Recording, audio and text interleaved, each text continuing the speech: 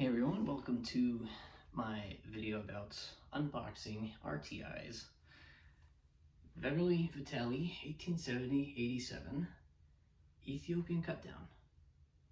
So, I have some stories. Watch the rest of the video to get to know it. Let me just say, not a good story. I've had a lot of issues and my patience has been tested, so I am not mad. I am pleasantly displeased, or unpleasantly displeased actually. But we'll go over the rifle really quick and I'll show you the unboxing, the cleaning, the metal soup, and my final thoughts on RTI. Yeah, so first we have the model 1870-87 Vetterli Vitali. So Vetterli for the bolt, Vitali for the magazine. These things were originally they have three different models of the long rifle. Model 1870, which is the first one, that is pretty much this guy, except no magazine, and no metal brace plate. Then there's the 87, which is this guy, 1870-87, and these guys are long. This, I can barely get in my picture because I'm about to hit my guitars, which are right behind me, trying to get this in. I have to kind of lean backwards, and you can kind of see it. Next, we have the model 70-87-15, which is the Carcano. Not this Carcano that you're thinking of, that everyone knows, the one that killed JFK supposedly. Pretty much it's just this gun, except with this magazine right there. So that's it in a different sight. Chambered in 6.5 Carcano for World War I, as reservist troops needed guns and Italy didn't want to give them new ones because they were broke and didn't have many resources. So operation, it's a simple bolt action, 2 lugs rotating, symmetrical, which is cool. You just lift up, pull back, see it's clear, pinky in, nothing, just dirt and rust, because I haven't cleaned this completely, but I did my best. Close it up, you push forward and pull down, and there you go, and then you can cycle it. So to put it on safe, there's this little lever here. Throw that up while the bolt is back. You'll see it go up, and you'll see the trigger go back. And you push down, and you can see it. It's kind of in the half-cocked position, and trigger disconnected. The only way to get off of the safety is to pull up. Pull up, the safety goes down, and push back down. So, to demonstrate quick, safe. See, the firing pin goes forward, so it's safe. There you go. And now you can fire. Sights. We have just a tall V-notch. This version of this Vetterli sight is pretty poor. You can see, even in mine, it tilts this way from the spring pressure that you see. It is also bent, and you'll see that even better in my unboxing and cleaning review. Next up, we have this little guy. So on the 15 models, 70-87/15, this guy really does nothing except hold the takedown pin in place. However, if you look inside, you'll see a little thing. That is a magazine cutoff. So, magazine cutoff is meant as a single shot, but just in case, they have a reserve of 4 10.4 millimeter rimmed cartridges, center fire. The Swiss Vetterli that was made in 1867, don't quote me, had a lever action tube fed style from the side, and it looks blocky and weird, but each their own, and that one was rim fire. So next we have the takedown pin with, I always go halfway because the extractor here kind of gets in the way of this. You push up from the bottom, you can pull, and there you go. You just pull on out. Disassembly, you screw this off and everything comes out. have fun getting it back on if your spring is really tight like mine. And I'm not gonna take it out again because that was a pain. So there you go. Brief overview. Yeah, enjoy the video. So finally got one in today. So let's look at the box condition. So far, it's very well stapled. It's very well. No damage. So, however, there is, you can hear it going back and forth. Hopefully that didn't cause any damage.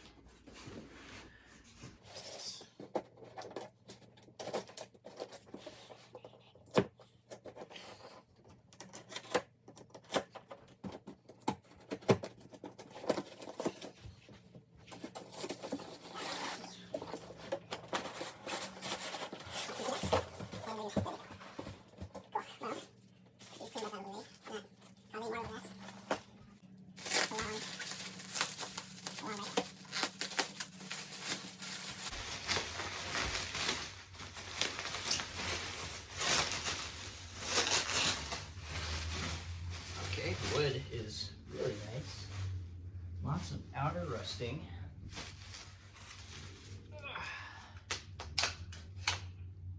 Grimy, but working pretty good. Cool. So let's bring this in for you guys. So this is definitely, so here we have the condition. The front sight is not wiggly. That's always good.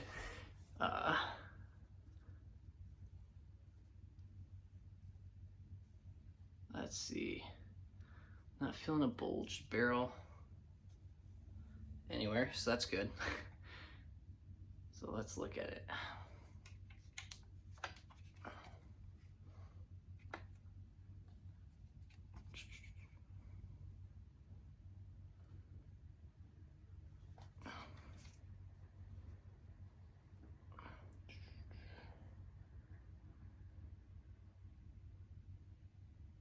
I'm shocked I got a sling swivel that's intact.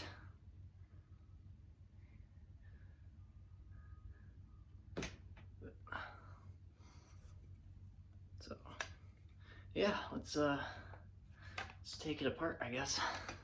So sadly, they sent me the wrong gun again. You could tell because, I mean, this is the correct gun, but I asked for the unmodified version, and this one has a 29-inch barrel, right? The original Vetterlis in 10.4 are 33, which would extend this out to that much further. So, yeah.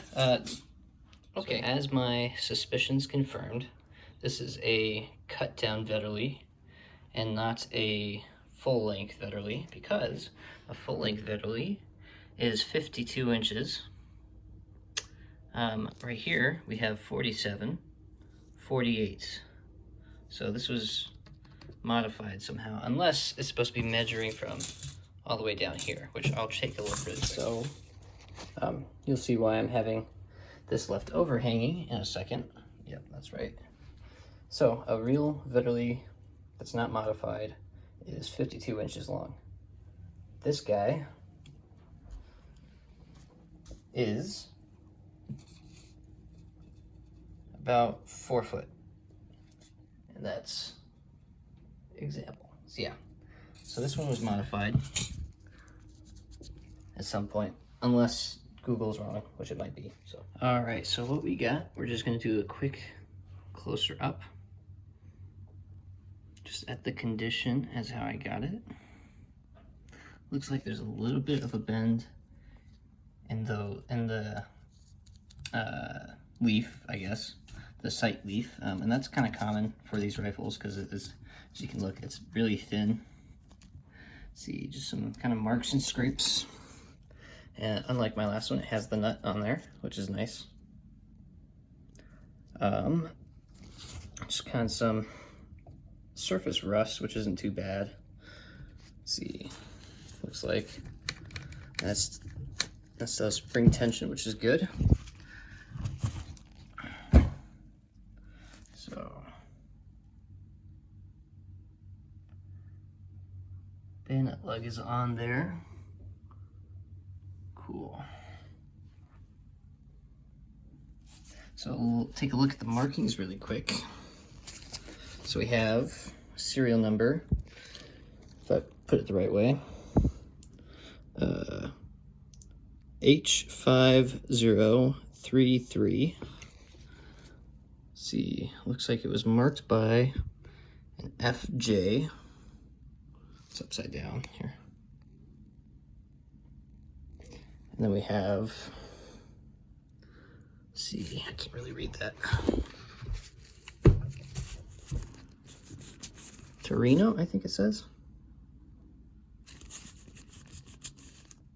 Yeah, I think it says Torino. We'll clean it up and we can tell for sure later. And I think that says 1877, so that's cool.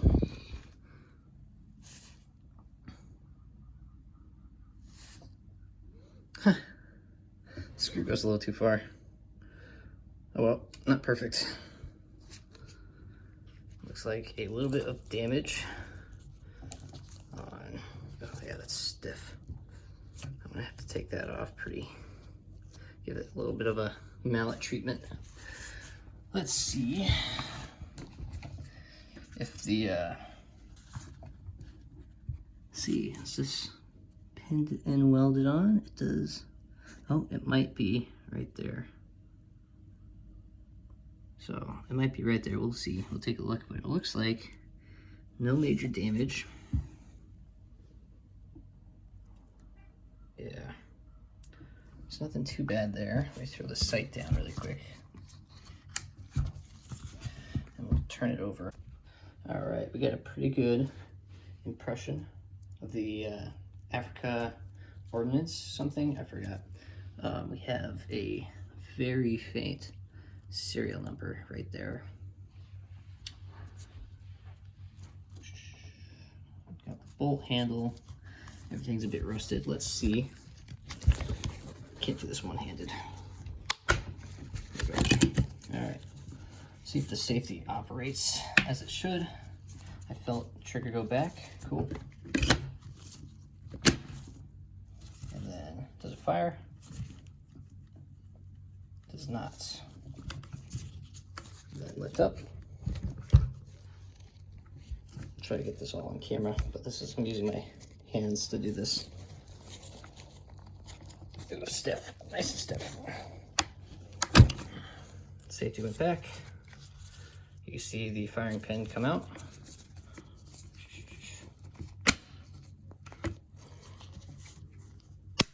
And firing pin works. Cool.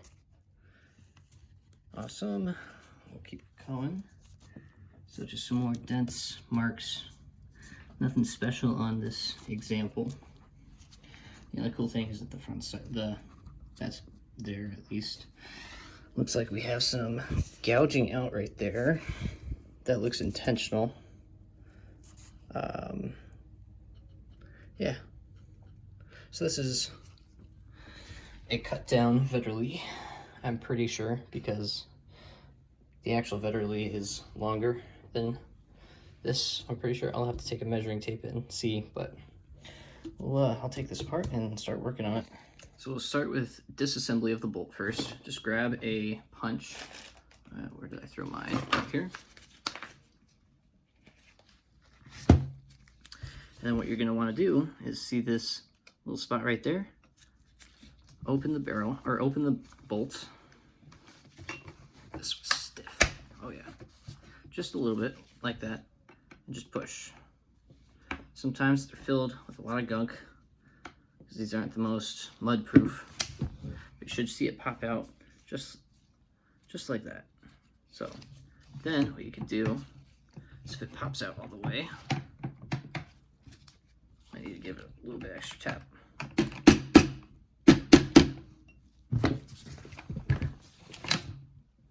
Like that.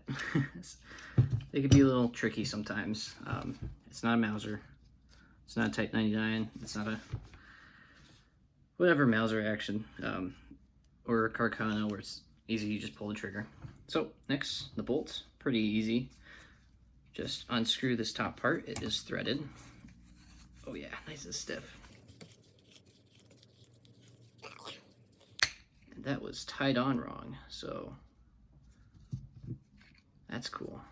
I wonder who put that back last. All right, so now this piece just comes off. So just to show you, make sure the bolt handle is on this side with the cutout notch on the bottom right there. And that's where you throw the long part of the firing pin.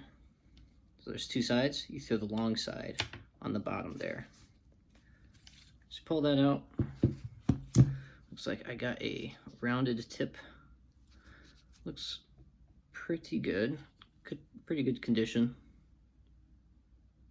So it should be good. Let's see if it goes all the way through. So there you go. So you can see right there that that means my firing pin isn't broke, and that means it can fire. So we'll set those off to the side for now. I'll give you a little look at the extractor and the bolts and bolt face. It's actually pretty good condition, just dirty. A little bit of rust on the top, but it's just kind of caked on top, not really anything too concerning. Let's check the threads. So yeah, not too bad. Just gotta clean it, really. Next, now to disassemble. Let's get these barrel bands off first. They're just kind of like a regular barrel band. Just push in. However, these are kind of stuck by the looks of it. Try to loosen up some more.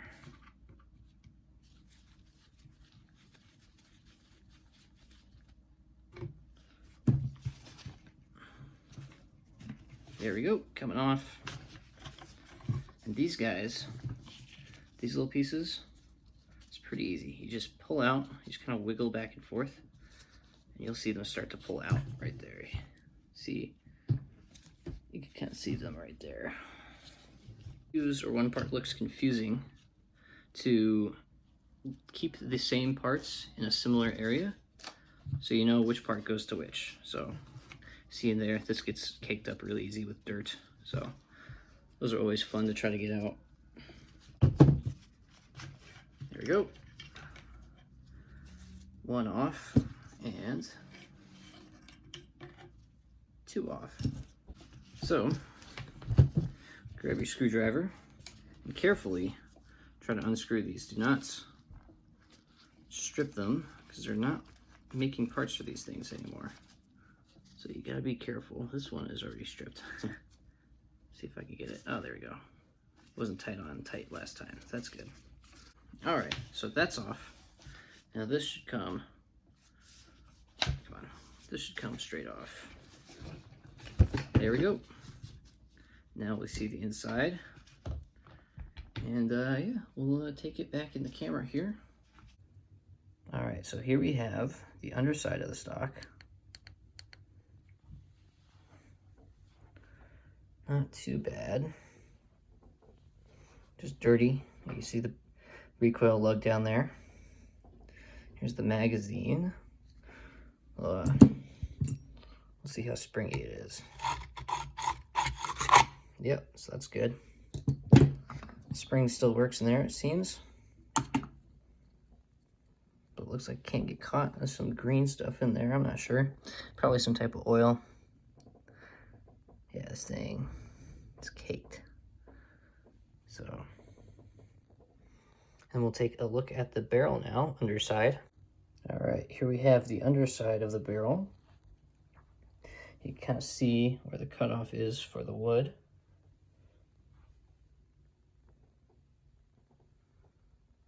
Just a bunch of dirt.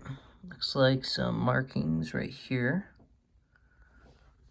Turn it like this and see if we can get it better.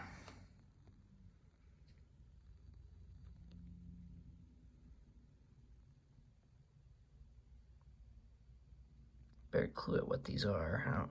I can't really tell, like a B. Anyways, we have some markings. We have some more markings right here. And some more right here that we can take a look at after I clean up everything. As you can tell, it's a bit dirty.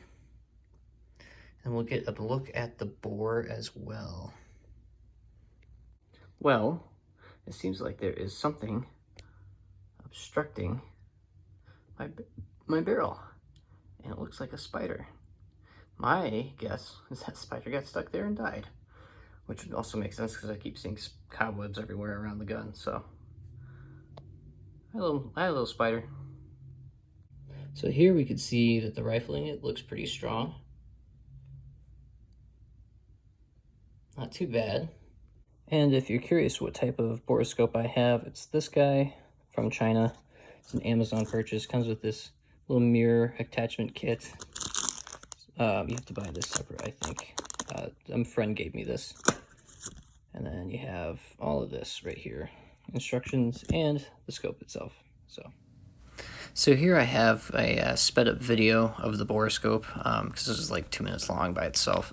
I'll probably even end up cutting this down, but here you see me adjusting the light that's on the borescope. That's a pretty cool feature for something so cheap.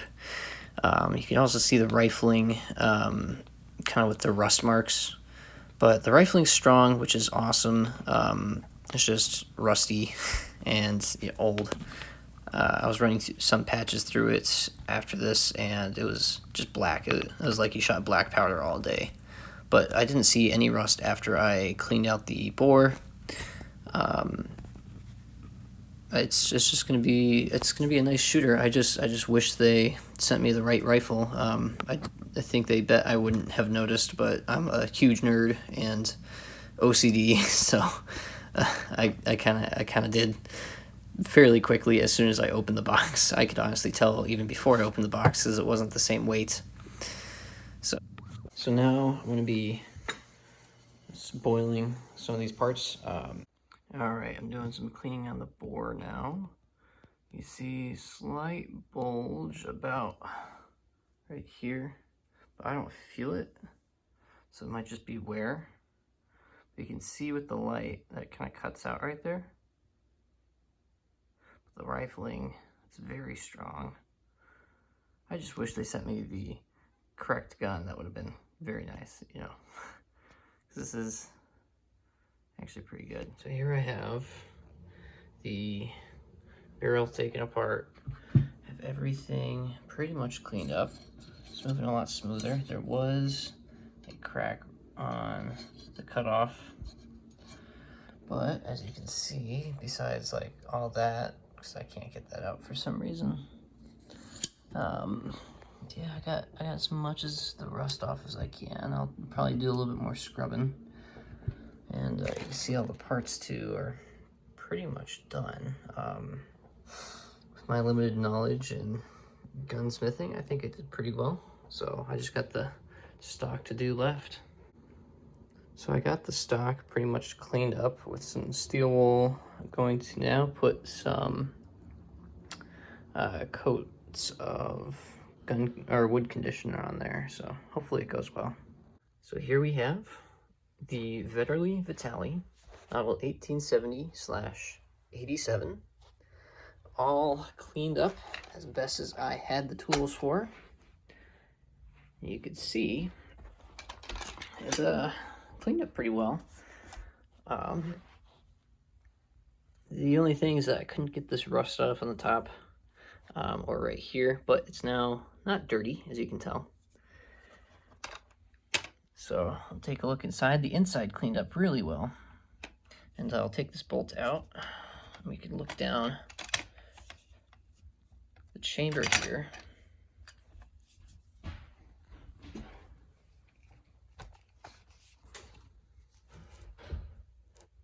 So as you can see, let me try to get this as best as I can. It's all nice and cleaned out. That's just grease in there that I threw in there. If we take a look from the other side, if I can get it. Yeah, you can see it's a lot cleaner. I'll get a borescope video thrown in there. But yeah, it's cleaned up pretty well. Too bad they sent me the wrong gun, because this is a cut down. Yeah, I'll tell you about my experience with RTI now, and just to get this gun. So some quick accessories for the Vetterli. We have the charging clip. So this is tin, this is just some wood, and this is just some string. You can see an arrow on the top. That means point forward, because that's where the bullets go. The point goes that way. So what you would do, you would take your gun,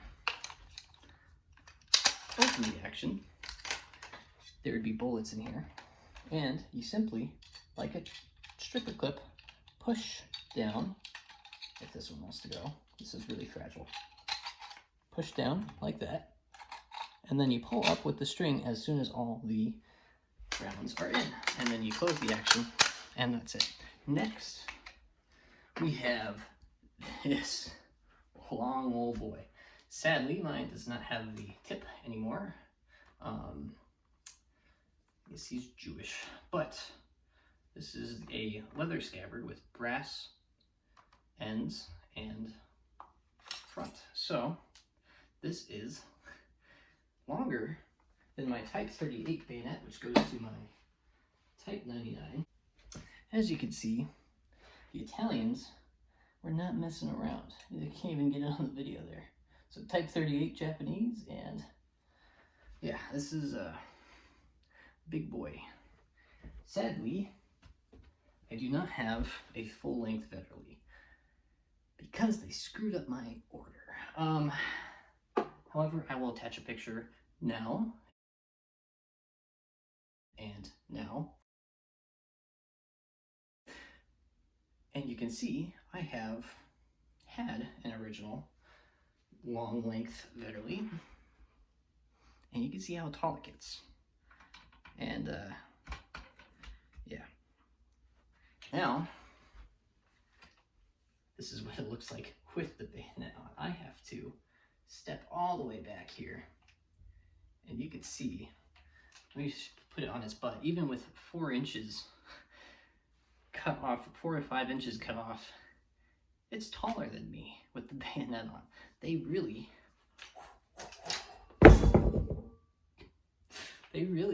wanted a spear that can shoot. So yeah, all right, I'm gonna try to keep this as short as possible because I'm really bad at just talking. So final reviews. RTI on the 2nd of December 2023, I bought a Vetterli, and what did I get? A Vetterli that was broken and unshootable, and I hand selected it, or paid for hand selection, so that wouldn't happen and I'd have the most parts possible. So fast forward to January. I emailed them every week except the 3rd week in January, because they said they're still processing. 4th week, they said they're still processing. Called them on the 1st week of February. They said they would send me an email saying, hey, your gun is coming. They did not send me an email. They shipped it, and unbeknownst to me, it was delivered. And now, before I picked it up, I didn't know they delivered it. So I called them on Monday, the 12th or the 12th of February. And I said, hey, I don't have my gun. What the heck? And they said they'll get me an email and a shipping label by the end of the day. They did not on the 11th, and I don't know if it's because they realized that they did actually send me a gun, or because they just don't send emails, I guess. I don't know. I guess they just have a phobia of emails. So out of the 2 guns that I have bought through RTI, both Vetterlis, the first one being for my wife, and that one was good. Bore was kind of shot out, but everything else, it cleaned up well. It's fine. You can see the other video. I'll link it in the description. This one I've been having issues with. This is probably going to be a 2-part video, and you'll see why I'm very disappointed with this. Customer service was okay. The lady on the phone was okay. I just can't. It's this is, don't buy hand select from RTI. You're not going to be happy. A guy that I know online. I don't know him personally. He's bought 30-something Vetterlis from them. He's had no issues. I bought 2. Maybe I'm just unlucky. I don't know.